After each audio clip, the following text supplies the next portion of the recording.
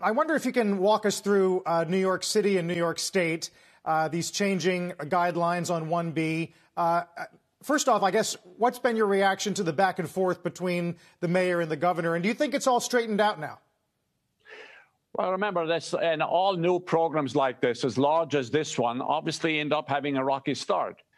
Because at the beginning, the first couple of weeks, you're trying to figure out how to deploy staff, how to figure out how to deal with Pfizer vaccine, which is very, very complicated to administer, more complicated, obviously, than the flu shot, which I don't think many people know. You have to set up your distribution sites. You've got to get your process in place just to make sure you do it correctly. And so, obviously, the first couple of weeks, you're going to have that. Now, I believe it's getting straightened out.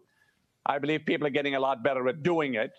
It's not unusual at the beginning of big programs like this that it gets a little bit complex at the beginning.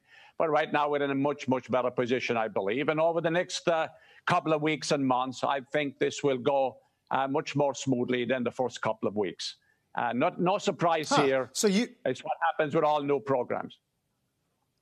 All right. So what I hear you saying is it's growing pains, obviously, on something that logistically we've never faced as a country. And you think I would imagine we could start doing 1 million a day with no problem? Well, it all depends now on the supply of vaccines. I mean, the federal government gives the state X number of vaccines every week or so. And the state only has a couple of days of notice when they get that allocation. And then we, on the delivery side, only have a short period of time also before we have to start vaccinating with the new allocation. So this is part of a problem. So the issue will be supply. I don't think going forward the issue will be the distribution sites or the process by which we can do it and how many we can do. It will be the supply. So, for example, I'll give you a Northwell. I right now have the distribution network in place so that in Long Island alone, I can do up to 20,000 vaccinations a day if I had the supply. And so the issue will be the supply, as I have mentioned just a second ago. And remember, everybody that has already got the vaccine will have to get it again. And this is something that's often lost in the discussion publicly. Everybody gets 2 doses. So I already, for example, have vaccinated 50,000 people. But that 50,000 have to get a second shot.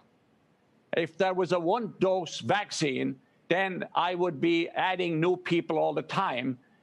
So right now I am adding new people at a slower pace because I got to use the volume of the vaccine to revaccinate people that have already been done.